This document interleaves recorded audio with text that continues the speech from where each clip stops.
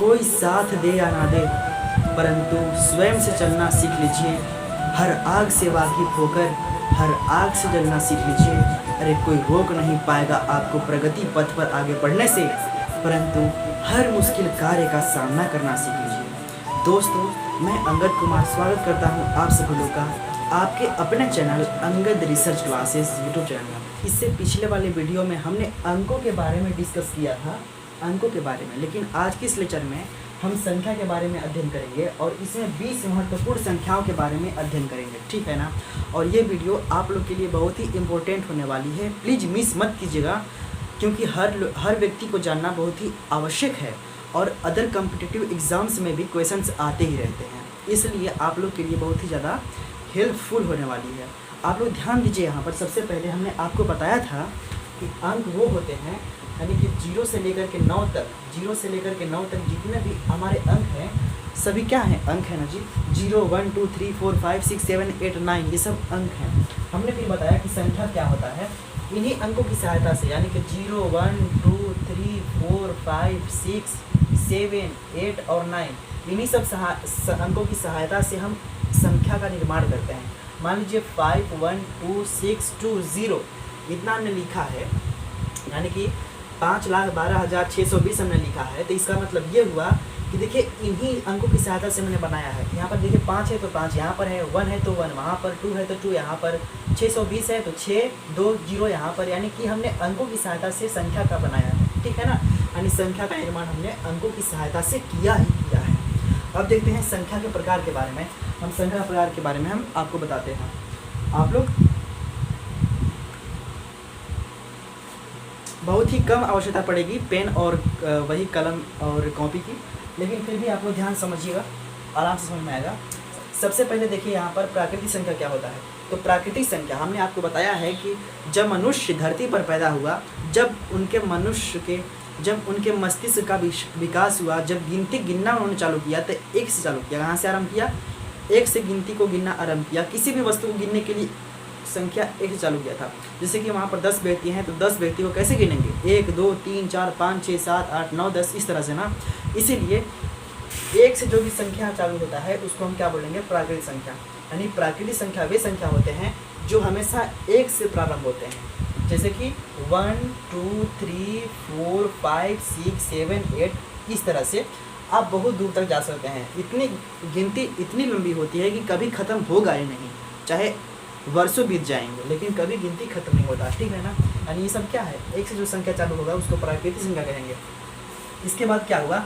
जब 0 की खोज हुई, अब 0 उस समय नहीं था, उस समय उन लोग 0 नहीं जान रहे थे। इसके बाद जब 0 की खोज हुई थी तो क्या किया गया कि पूर्ण संख्या में हम 0 को भी मिला दिए, यानी कि 0 से जो संख्या चालू होगा 0 1 2 3 4 इस तरह से, इसको हम क्या बोलेंगे? पूर्ण संख्या कहेंगे, ठीक है ना। इसमें कोई डाउट तो नहीं हुई होगी, मुझे पता है। अब यहाँ पर देखिए पूर्णांक संख्या के बारे में बात करते हैं। तो इसमें दरअसल हमारी पूर्ण संख्या और ऋणात्मक संख्या दोनों आते हैं। जैसे कि इसमें 0 1 2 3 4 5 6 ये तो आता ही है, इसके पीछे यानी कि -1 -2 -3 ये सब आता है, ठीक है ना। इस तरह से आगे बढ़ते जाइए तो -4 -3 -6 इधर चला जाएगा और उधर 1 2 3 4 5 ऐसे, यानी कि जो संख्या होते हैं यानी कि माइनस से लेकर के प्लस तक ये सब संख्या पूर्ण संख्या के अंतर्गत, पूर्णांक संख्या के अंतर्गत आता है, ठीक है ना। और पूर्णांक संख्या हमारी 2 प्रकार की होती है, एक धन पूर्णांक संख्या और एक ऋण पूर्णांक संख्या। तो धन पूर्णांक संख्या यानी कि इधर से आगे जितने भी प्लस में जो चिन्ह है, हमारे प्लस में जो संख्याएं हैं इसको हम धन पूर्णांक संख्या कहते हैं। जो माइनस में है यानी नेगेटिव में, इसको ऋण पूर्णांक संख्या कहते हैं। यानी कि धन पूर्णांक संख्या और ऋण पूर्णांक संख्या आपको समझ में आ गई होगी। आ गई तो बताइएगा कमेंट में। अब समझते हैं कि सम संख्या क्या होता है। तो सम संख्या वे संख्या होते हैं जो 2 से हमेशा कट जाता है, 2 से कट जाए उसको सम संख्या कहेंगे। जैसे 2 4 6 8 डॉट डॉट डॉट, यानी कि 2 से जो संख्या कट जाए उसे हम सम संख्या कहेंगे, और जो संख्या 2 से नहीं कटेगा उसको विषम संख्या कहेंगे। विषम संख्या क्या होता है? 2 से नहीं कटेगा उसको विषम संख्या, यानी कि 1 3 5 7 9 11 ये सब क्या है? ये सब विषम संख्या है। अब देखिए रूढ़ संख्या या अभाज्य संख्या, ठीक है ना। अभाज्य संख्या वे संख्या होते हैं जो अपने से छोटे संख्या से नहीं करते हैं, केवल स्वयं से ही करते हैं, उसको हम अभाज्य संख्या कहते हैं। यानी कि अभाज्य संख्या यहाँ पर लिखिएगा, यानी कि देखिएगा अगर हम 5 लिखें, सॉरी यहाँ पर देखिए 3 अभाज्य संख्या है, लेकिन 2 यहाँ पर देखिए 2 प्रथम अभाज्य संख्या है, इसके बाद 3, फिर 5, इसके बाद 7, फिर 11, ठीक है ना। ये सब देखिए अपने छोटे संख्या से नहीं करता है, 2 अपने छोटे संख्या से नहीं कटेगा, 1 से तो करता है, 1 से तो हर संख्या करता है, 3 भी कटेगा, 5 भी कटेगा, 7 भी 1 से हर संख्या करता है, लेकिन 1 को छोड़ दीजिए, ठीक है ना। 2, 3, 5, 7 ये सब क्या है, अभाज्य संख्या है। इसके बाद देखिए भाज्य संख्या, भाज्य संख्या को हम यौगिक संख्या भी कहेंगे, या तो फिर इसको संयुक्त संख्या भी कह सकते हैं, या तो इसको समष्टि संख्या भी कह सकते हैं। तो भाज्य संख्या क्या होता है, यानी कि अपने से छोटे संख्या से जो संख्या कट जाए उसको भाज्य संख्या कहेंगे। जैसे उदाहरण के लिए देखा जाए तो देखिए 9 3 से कट जाता है, 12, 10, ठीक है, 16, कुछ भी संख्या यानी जो कट जाए उसको हम क्या कहेंगे, भाज्य संख्या। ओके, अब देखिए परिमेय संख्या क्या है। परिमेय संख्या को हम बोलते हैं अनुपातिक संख्या भी बोलते हैं। क्या बोलते हैं, परिमेय संख्या को हम अनुपातिक संख्या भी कहते हैं या भिन्न संख्या कहते हैं, क्योंकि जिन संख्याओं को भिन्न के रूप में लिख सकते हैं यानी बटे के रूप में लिख सकते हैं, जिन संख्या को p/q के रूप में लिख सकते हैं उसको हम परिमेय संख्या कहेंगे। जैसे 1/2, 4/6, सॉरी वही चीज़, जैसे 7/8, ये सब क्या है, ये सब परिमेय संख्या है, जिन्हें p/q यानी कि भिन्न के रूप में लिख सकते हैं, उसे हम क्या बोलेंगे, परिमेय संख्या। और अपरिमेय संख्या क्या होता है, उसे जिसे भिन्न के रूप में हम नहीं लिख सकते हैं हम अपरिमेय संख्या कहेंगे। जैसे √3 हो गया, √5 हो गया, √7 हो गया, ये सब क्या हो गया, अपरिमेय संख्या। अब समझते हैं वास्तविक संख्या। वास्तविक संख्या क्या होता है ना, तो देखिएगा सभी परिमेय संख्या प्लस सभी अपरिमेय संख्या, अपरिमेय संख्या को जब आपस में मिलाते हैं तो हमारी वास्तविक संख्या बनता है, ठीक है ना। सभी परिमेय संख्या और अपरिमेय संख्या हमारे वास्तविक संख्या होते हैं। इसके बाद देखिए काल्पनिक संख्या क्या होता है। काल्पनिक संख्या वे संख्या होते हैं, देखिए जैसे में रूट में -2, रूट में अगर माइनस है और माइनस के साथ में कोई संख्या है -3, -2, -10 कुछ भी, तो इसको क्या बोलेंगे, काल्पनिक संख्या। काल्पनिक संख्या यानी कि इमेजिनरी नंबर जो माइनस का चिन्ह है वो अंदर रहना चाहिए, ठीक है ना, रूट के अंदर, तो उसको क्या बोलेंगे, काल्पनिक संख्या।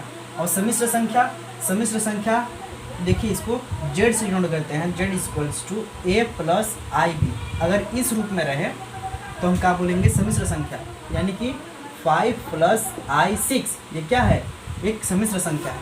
अब देखिएगा सहअभाज्य संख्या क्या होता है। सहअभाज्य संख्या वे संख्या होते हैं जिसमें कम से कम किसी भी संख्या कॉमन न हो, केवल एक कॉमन हो। जैसे अभाज्य संख्या कह रहा है ना, अभाज्य यानी कि सह मतलब होता है जोड़ा, अभाज्य संख्याओं का ऐसा जोड़ा जिसके बीच कोई कॉमन ना हो, खाली एक कॉमन हो, ठीक है ना। यानी कि अगर 5 और 7 देखा जाए तो इसके बीच में कोई कॉमन नहीं है, यानी किसी भी एक संख्या से इन लोग नहीं कटेगा।